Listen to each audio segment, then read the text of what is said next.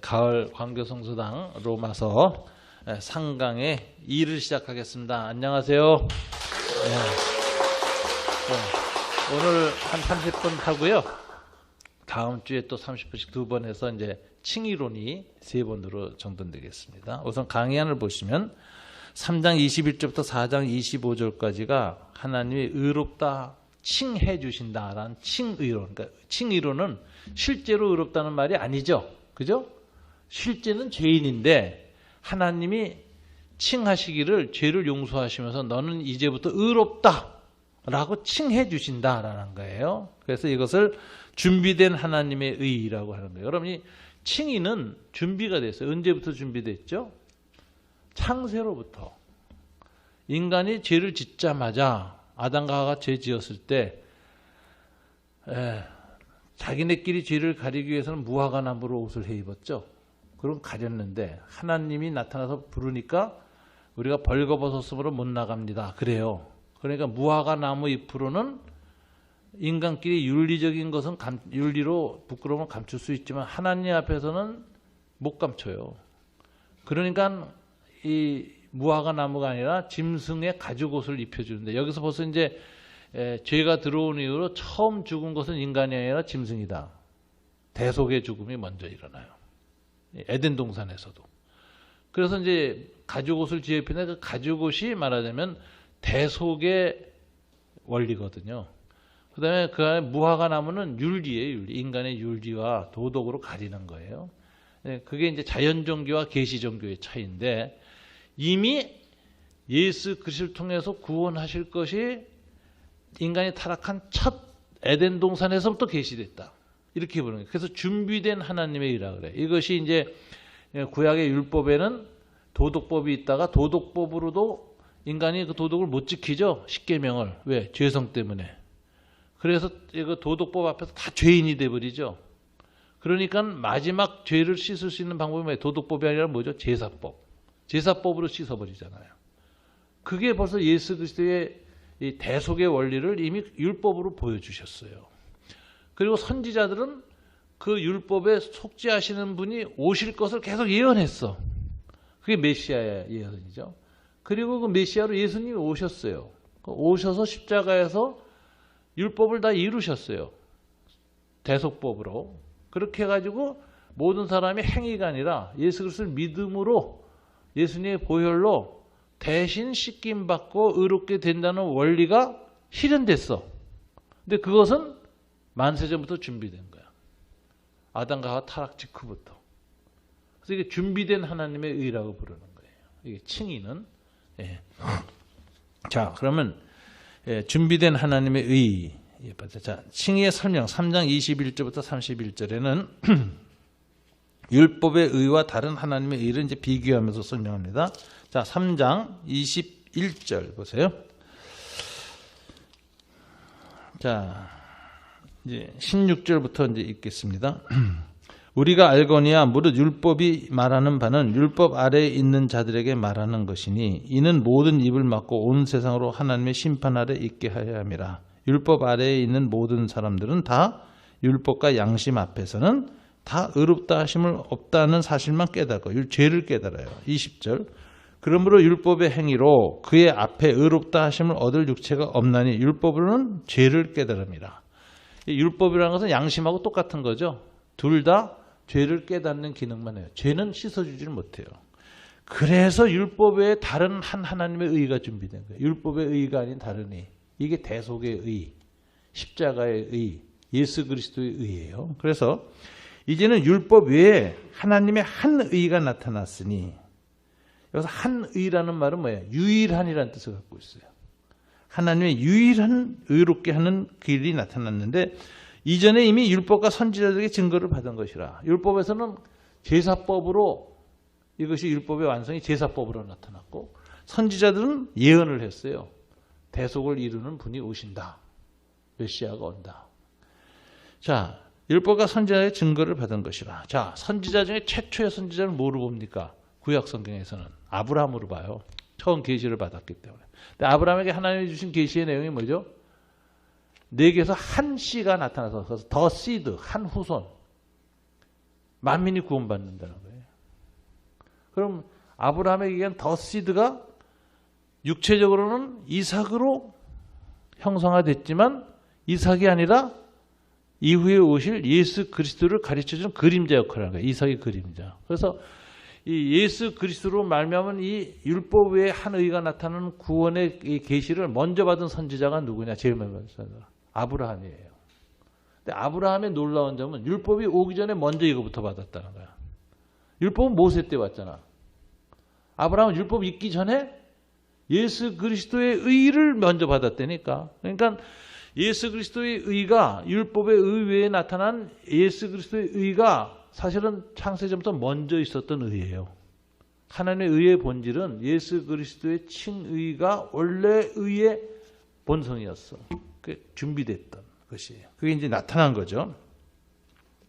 여기서 이제는 했죠. 이제는이 이제 21절에 now인데 이게 이제 전하죠. 이건 뭐죠? 예수 그리스도가 오셔서 복음이 전파된 이후를 얘기하는 거예요. now. 이게 똑같은 now가 어디서 나오냐면 8장에 나옵니다. 8장 1절. 한번 다 같이 읽어볼까요? 시작. 그러므로 이제 그리스도 예수 안에 있는 자에게는 결코 정죄함이 없나니. 요 now. 요게 이터널 now라 그래. 영원한 현재가 나타났어. 하나님의 영원한 구원이 현재에 나타났어. 현재 이 믿는 것이 영원한 구원이 돼. 그래서 이거 이터널 now라 그래. 영원한 현재. now라는 건 시간의 흐름 속에서 현재를 말하는 것인데 이 현재가 영원한 성격을 갖게 돼. 그리스도 안에서 성령 안에서 하나님의 현재가 되는 거예요. 이것이 이제 구원의 결정적 계기라는 거지. 그래서 이제 이제라는 것이 이 로마서에서 2번 나오는데 3장 21절의 이제와 8장 1절의 이제가 똑같은 이제예요. 그죠? 내용이 그렇죠? 보세요. 3장 21절 다 같이 읽어봐요. 이제는 율법 외에 하나님의 의가 나타났으니 이게 예수 그리스도의 십자가의 의를 가리키는 거잖아요. 8장 1절은 뭐예요? 그러므로 이제 그리스도 예수 안에 있는 자에게는 결코 정죄함이 없나니 이는 그리스도 예수 안에는 생명의 성령의 법이 이렇게 나오거든요. 그러니까 이제라는 것이 영원한 현재, 결정적 계기, 구원의 영원한 한순간 이렇게 말하는 거예요. 자, 이제는 율법 외에 하나님의 한 의가 나타났으니 율법과 선지자에게 증거를 받은 것이라. 곧 예수 그리스도를 믿음으로 말미암아 모든 믿는 자에게 미치는 하나님의 의인이 차별이 없느니라. 자, 이제는 율법을 지키든 안 지키든 상관없이 믿기만 하면 모두 의롭다고 하나님이 선언해 주는데 차별이 없어요. 자, 하나님의 의롭다는 인정이 공부 잘한 걸로 판정하면은 차별이 있죠. 스카이 대학 다녔느냐 아니냐. 거기에 따라서 의가 일어나도 안 되죠. 돈이 얼마 있느냐. 귀족 집안이냐, 천민 집안이냐, 뭐 이런 것 가지고 갈라지면 안 되죠. 그 다음에 지식이 많으냐 아니냐, 소피스트들, 철학자들은 그렇게 됐고, 도덕주의자는 도덕을 많이 수양을 많이 했느냐 안 했느냐, 죄를 많이 지었느냐 이런 것들로 다 인해 가지고 구원이 차별된다고 믿었어요. 그런데 하나님의 의는 특징이 그런 어떤 조건이 없어요. 오직 뭐 하나죠? 믿음으로. 근데 이 믿음은 만민평등법이에요. 이건 돈이 없어도 믿을 수 있고 지식이 없어도 믿을 수 있고 귀한 집안 아니어도 믿을 수 있고 자유민도 믿을 수 있고 노예도 믿을 수 있고 옛날 사람도 믿을 수 있고 현재도 믿을 수 있어요. 그러니까 오직 믿음으로라는 것은 하나님의 최고 평등법이에요. 이게 너무 평등해서 도덕주의자들은 못 받아들여. 착한 사람이 구원받고 나쁜 놈이 지옥 가야지 어떻게 믿음으로 다 구원받냐.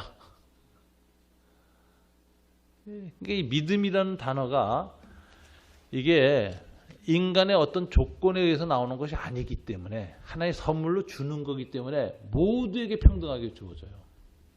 믿음은. 그러니까 복음은 뭐예요? 하나님의 능력이라고 그랬죠. 능력은 뭐죠? 믿음을 주는 능력이에요. 그래서 믿음은 어디서 나? 들음에서 나고 들음은 뭐예요? 하나님의 말씀을 들음으로만 하죠. 하나님의 말씀을 듣다 보면 하나님의 말씀이 능력이 돼서 우리에게 믿음을 준다니까. 믿음을 불러일으켜요. 믿음이 없었는데 하나님 말씀 듣다 보니까. 그리고 그 믿은 것 때문에 구원을 받아. 그래서 모든 믿는 자에게 구원을 주시는 하나님의 능력 했어요. 사람의 능력이나 사람의 조건이 아니야. 그래서 이게 아주 만민평등이에요. 믿음으로 구원하는 원리는 만민평등 원리죠. 그래서 곧 예수 그리스도를 믿음으로 말미암아 모든 믿는 자에게 미치는 하나님의 의니, 요 믿음의 의는 차별이 없다. 이게 만민평등이에요. 노예나 자유인이나 지식인이나 없는 자나 도덕주의자나 도덕이 없는 자나 똑똑한 자나 미련한 자 다 하나의 차별 없이 구원하시기 위한 유일한 만민평등의 구원의 길이 믿음의 길이다. 사도 바울이 믿음을 차별이 없다는 말로 아주 굉장히 설명합니다. 이 고대 사계에 가장 평등한 하나님의 구원의 길이 믿음으로 구원 얻는 길이다. 이게 23절부터 이제 좀 보시면 이렇게 되어 있습니다. 이렇게 이방인과 유대인이 차별이 없이 구원하시는 믿음의 의가 나타났는데 이제 유대인의 용어를 써요. 속량과 은혜로 전에 지은 죄를 관가하시는 하나님을 23절, 25절 사이에서 얘기를 하는데 자 보세요. 23절부터 이제 읽습니다. 모든 사람이 죄를 범하였으며 하나님의 영광에 이르지 못하더니 24절 이제 이건 유대인의 표현이에요. 로마인의 표현에 그리스도 예수 안에 있는 속량으로 말미암아 하나님의 은혜로 값없이 의롭다 하심을 얻은 자 되었느니라. 그래서 속량이라는 단어는 노예 시장에서 노예를 해방시킬 때 노예 값을 해방시키고 하는 사람이 돈 주고 사요. 돈을 지불해요. 그래 놓고 그 노예한테 일도 시키거나 뭐 그 값을 하라 하지 않고 그냥 풀어주는 것. 이게 노예 해방법이거든요. 값을 지불해서 그냥 풀어주는 거.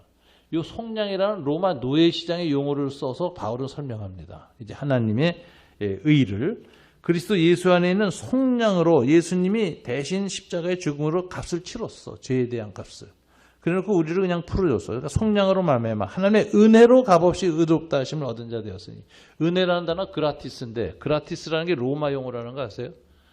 우리는 이제 은혜하면 그냥 기독교 용어 하나님의 용어로 하는데 은혜라는 말에 로마에서는 어떤 걸 썼느냐면은 로마 원형 경기장에서 검투사들이 싸움을 하는 걸 보러 들어갈 때 재미와 흥분을 느끼게 하려고 흥분제를 공짜로 나눠줬어요. 음료를. 그걸 그라투스라 그랬어. 은혜라고. 그러니까 은혜라는 말은 기본적으로 뭐예요? 값없이 그냥 주는 거예요. 근데 바울이 바로 그 용어를 쓴다니까. 오늘 그리스도 예수 안에 있는 속량, 이게 로마의 노예 시장의 용어를 썼죠. 그것을 통해서 말미암아 하나님의 은혜로 하나님이 값없이 그냥 주는 것으로 의롭다 하심을 얻은 자 되었다. 이렇게 얘기를 하는 거예요. 그러니까 24절은 로마인의 용어를 통해서 하나님의 의를 설명해요. 믿음으로 의롭게 되는 것. 값없이. 그 다음에 25절은 이제는 유대인의 용어를 씁니다. 이 예수를 하나님이 그의 피로 믿음으로 말미암는 화목제물로 삼으셨으니 화목제물이라는 건 로마인들은 몰라요. 이건 유대인들이 하는 제사법이야. 근데 화목제물은 뭐냐면 목적이 죄를 속죄할 뿐만 아니라 하나님과 관계까지 회복시키기 위한 거야. 하나님과의 관계를 회복하는 거야. 피로 말미암아 죄를 사함으로써 회복시키는 거예요.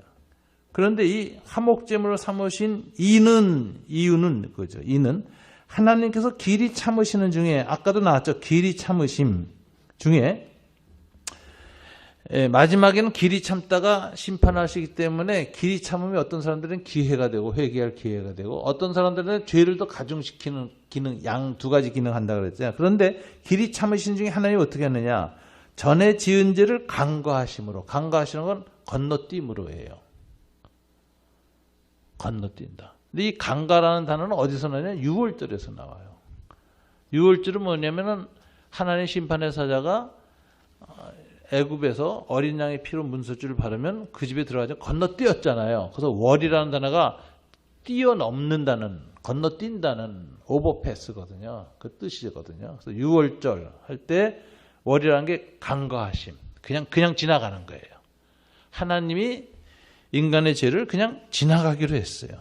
그래서 자기의 의로우심을 나타내려 하심이니 이렇게 해서 24절에서는 로마인의 용어로 설명하고 25절에서는 유대인의 용어로 설명합니다. 제사법으로 화목제물, 유월절 이런 그 죄를 넘어간다 이렇게 설명해요. 26절 곧 이때 자기의 의로움을 나타내서 자기도 의로우시며 또한 믿는 자를 의롭다 하려 하심이라. 그래서 하나님의 의의 완성은 뭐로 나타나느냐? 정의로 나타나지 않아요. 정의는 죄가 무엇인 걸 드러내고 정죄하는 기능까지가 끝이야. 그 정의는 죽이면 정의가 아니에요. 살려야 정의지. 죄를 넘어서게 하고 죄를 극복해야 돼요. 그래서 정의는 사랑으로 완성되는 거예요. 용서. 하나님의 정의는 용서로 완성되는 거예요. 그래서 용서를 통해서 하나님도 의로워지고 의가 완성되니까, 그리고 그 용서를 받은 사람도 의롭다 하심을 받는 거야. 예수 믿는 자를 의롭다 하심으로. 그래서 이 정의와 사랑은 양면입니다.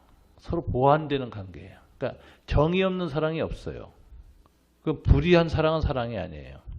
그러나 사랑 없는 정의는 하나님의 사랑이 아니야. 그건 마귀 사랑이지. 죽이는 사랑이지. 그러니까 용서라는 것이 율법의 완성이 되니까.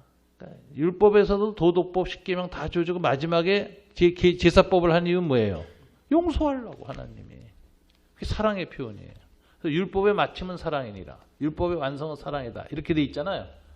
이게 바로 하나님의 사랑이 바로 죄를 간과하심으로 나타내서 자기도 의로우시며 하는 것은 하나님의 사랑이 하나님의 정의를 완성하기 때문에 더 완전한 의예요. 그리고 그 사랑의 은총을 받은 자들도 예수 믿는 자를 의롭다 하려 하심이라. 하나님과 인간 모두가 함께 의로워지는 길은 율법을 통해서 오는 것이 아니라 은혜, 사랑, 용서, 죄를 간과하심, 화목제물을 죽으심을 통해서 이루어지는 것이다.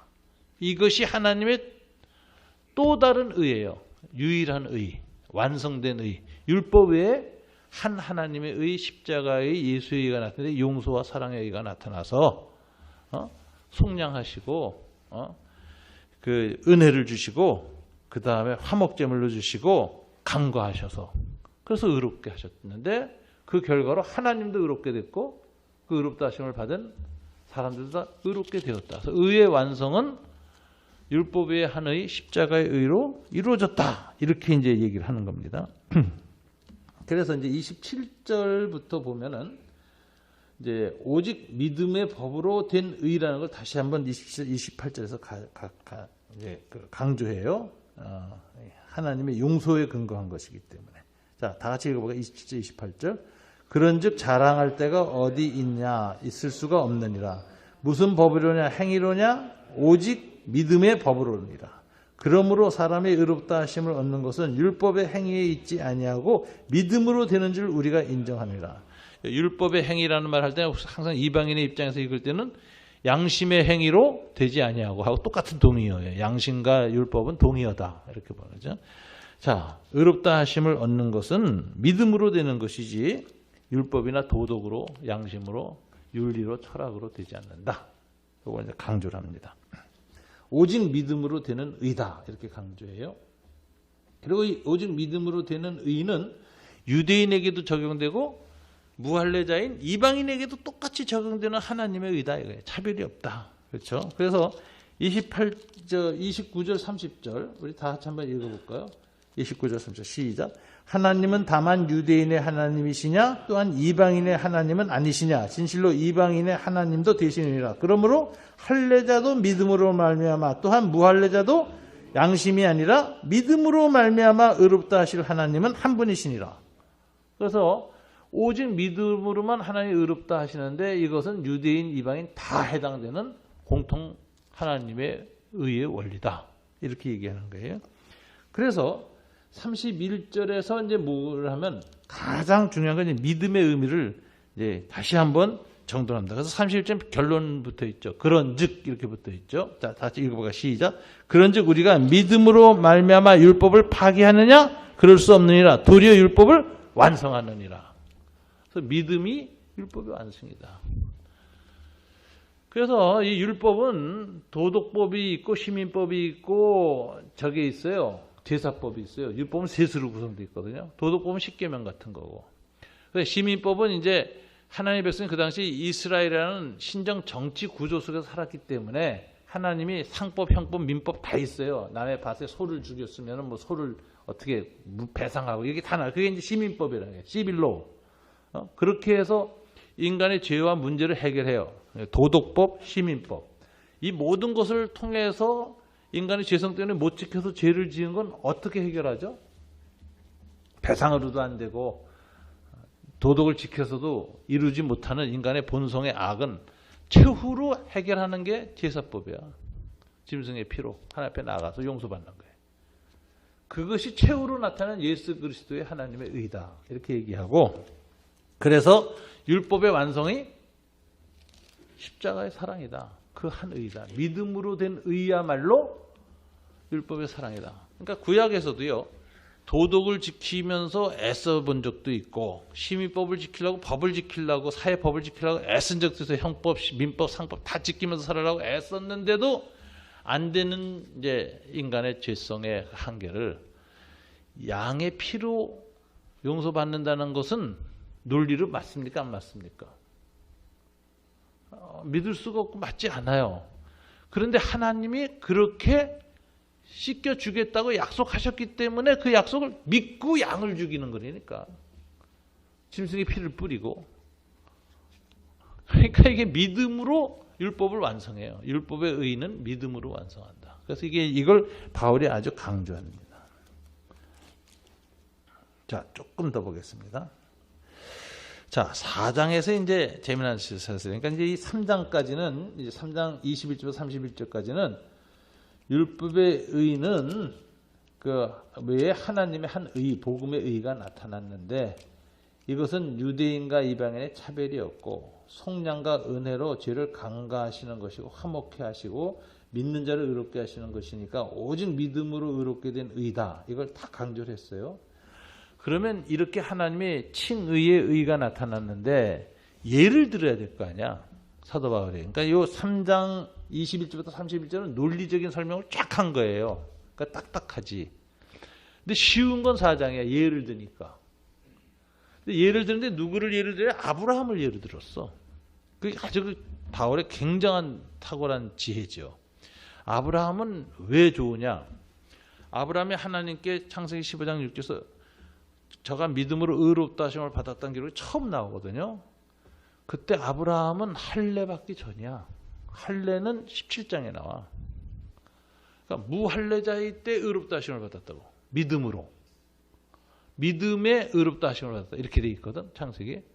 그러니까 믿음으로 의롭다 하시는 이 하나님의 믿음에 의롭다 하시는 칭의의 원리가 무할례 시에 아브라함에게 줬어. 그러니까 지금 무할례 상태에 있는 이방인들도 그들의 무할례 시에 받는 예수 그리스도를 믿는 믿음으로 칭의를 얻는 모델이 누구냐? 아브라함이야. 무할례자의 조상, 믿음의 조상. 그 다음에 17장 이후로는 할례를 받았죠. 할례를 받은 아브라함이 또 믿음으로 의롭다 하심을 다시 확인받는데 그거는 유대인들의 할례 받은 자들의 믿음의 조상이 됐어. 그래서 오늘 믿음으로 의롭다 하심을 받는다는 사건을 두 개를 얘기해요. 하나는 15장 6절 무할례 시대에 의롭다 하심을 받은 사건, 하나는 아브라함의 나이가 100세 됐을 때 이삭이 태어날 것에 대한 하나님의 약속을 믿음으로만 하나님이 의롭다 하신 사건.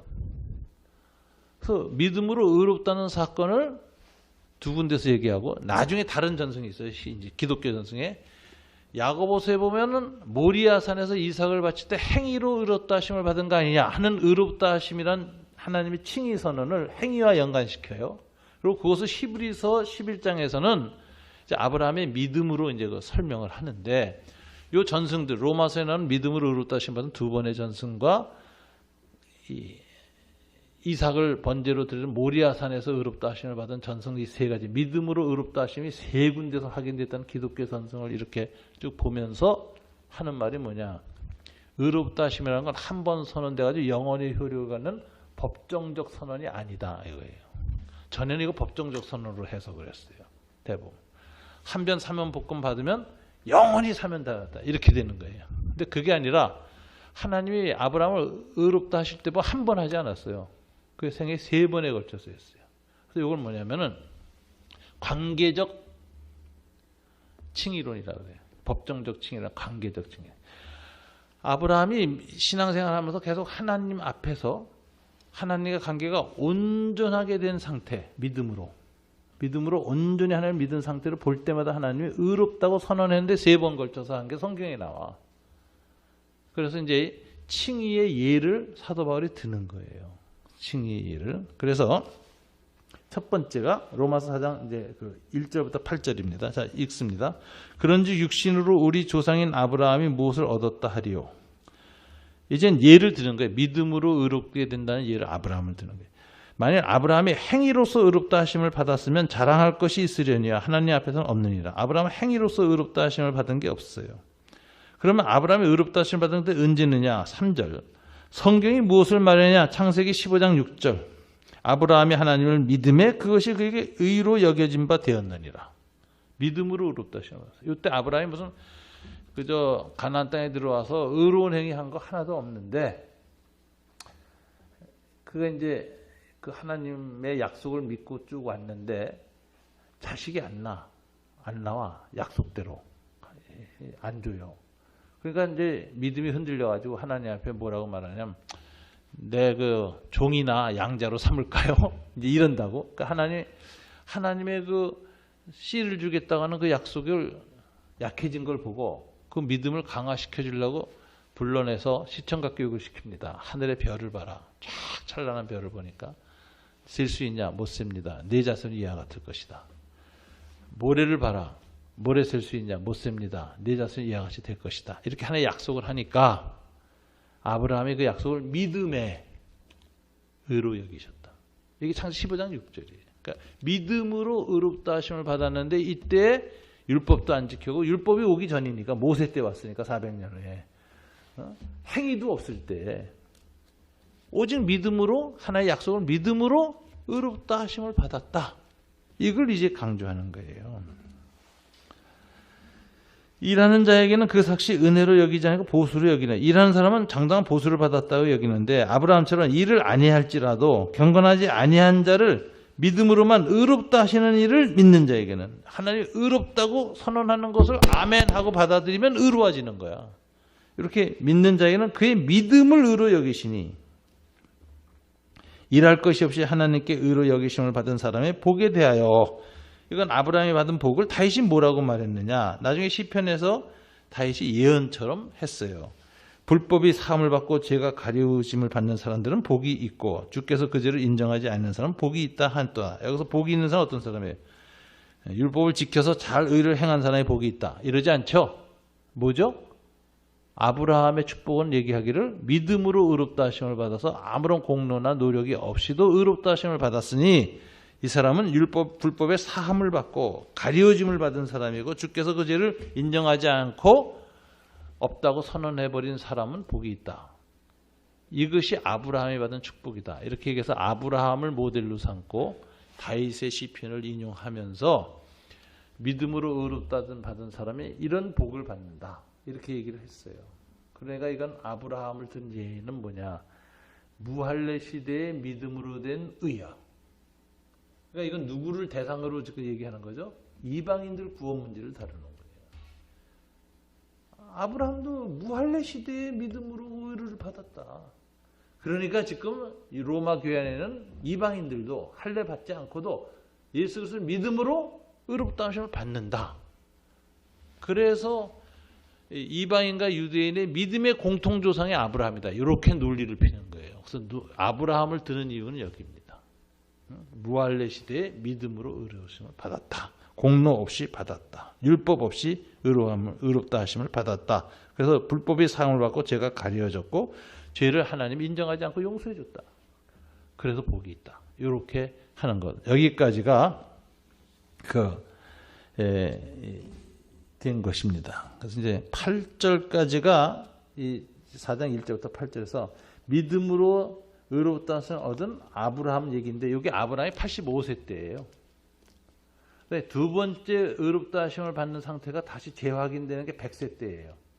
99세 이삭이 태어날 것이라 대한 예언을 말씀을 듣고 그 말씀을 믿음으로 1년을 보내는 100세일 때까지 이르는 1년간의 아브라함의 믿음 하나님이 의롭다고 하세요. 여기 두 번째 의롭다 칭하는 거예요. 그리고 아까 말한 것처럼 마지막에 115세 때에 말하자면 그 모리아산에서 이삭을 드릴 때 그 믿음을 하나님이 의롭다고 또 칭하세요. 그래서 이 믿음으로 의롭다라는 기독교 전승 세 가지를 정돈해 보면 칭의의 예를 통해서 아브라함의 예를 통해서 의미를 알 수가 있습니다. 그래서 이것은 한 번 일어나서 영원히 효력이 있는 법정적인 의가 아니라 관계적 의다라는 거예요. 하나님과 믿음으로 올바른 관계에 서 있을 때 하나님이 계속 의롭다고 확인해 줘요. 그래서 칭의에 대한 이 확신은 언제 오는 거죠? 믿음으로 하나님 앞에 온전히 서 있을 때 주시는 하나님의 은총이에요. 성령이 우리에게 주시는 확신. 칭의의 확신은 이렇게 삶 속에서 믿음으로 하나님의 말씀을 전적으로 믿음으로만 서 있을 때, 행위나 공로가 아니라 믿음으로만 서 있을 때 하나님이 주시는 은총의 확신이다. 이것인데 이것이 한 번 주어지지 않고 계속 주어진다. 그러니까 의롭다 하시면 한 번 받는 게 아니에요. 계속한 관계 속에서 재확인되어지는 것이다. 요거를 좀 염두에 두셔야 돼요. 그래서 그 예를 아브라함을 들었습니다. 오늘은 여기까지 해서 칭의론의 이제 부분을 했고요. 다음 주에 이제 칭의론 두 번째 강의를 할 때 아브라함의 나머지 85세 때 오늘 했고 100세 때 115세 때 그대로 적용하고 그 다음에 이제 칭의론 이어서 나가겠습니다. 다음 주 칭의론 교재는 미리 이제 여러분한테 전해지는데 한번 읽고 오세요. 왜냐하면 그 칭의론은 최근의 칭의론의 신학적 논쟁, 그러니까 이제 세관점 학파에서 본 바울 칭의론에 관한 이가 있는데 이것을 갖다가 이제 비판하면서 다시 정돈한 최근에 그 성서신학 논쟁에 있던 논문들을 좀 제가 정돈해서 적어놨어요. 그래서 이제 칭의에 관한 이제 관점을 아주 잘 정돈할 수 있는 내용이 있습니다. 그래서 이제 한번 미리 읽고 오시면 훨씬 다음 주에 강의하기가 좋고 이해하기도 쉽습니다. 한번 칭의 받으면 자동으로 다 의로워진다. 이 자동 칭의론은 구원파 칭의론이라는 거 아셔야 돼요. 한 번 칭의가 아니라 한 번 의롭다 하심을 받은 그 믿음의 상태가 계속 역동적으로 유지될 때마다 하나님이 의롭다고 계속 반복하셨다니까. 그래서 칭의는 관계 칭의론이에요. 온전한 믿음의 관계에 서 있는 거. 믿음으로 하나님 앞에 온전하게 서 있을 때 주어지는 은혜가 칭의에 대한 거룩한 확신이라니까. 네, 그래서 확실히 약해질 때도 있겠죠. 믿음으로 서지 않을 때. 그러면 약해져요. 이게 하나님이 계속 아브라함의 생애 중에 의롭담을 계속 확인해 나가는 모습을 보면은 어떻게 칭의의 은총이 계속해서 거룩한 확신으로 우리한테 주어지는가를 볼 수가 있어요. 예. 기도하고 마치겠습니다. 하나님 감사합니다. 오늘 바울 칭의론을 우리가 시작했고 유대인이나 이방인이나 다 똑같이 하나님의 한 의, 십자가의 의가 나타나서 믿음으로 말미암아 의롭다 하신다는 이 말씀을 우리가 다시 마음에 깊이 새겼습니다. 돌아가서 다시 한번 정돈되게 하시고 다음 주에 또 잘 깨달을 수 있도록 축복해 주시옵소서. 예수님 이름으로 기도드립니다. 아멘. 감사합니다. 예.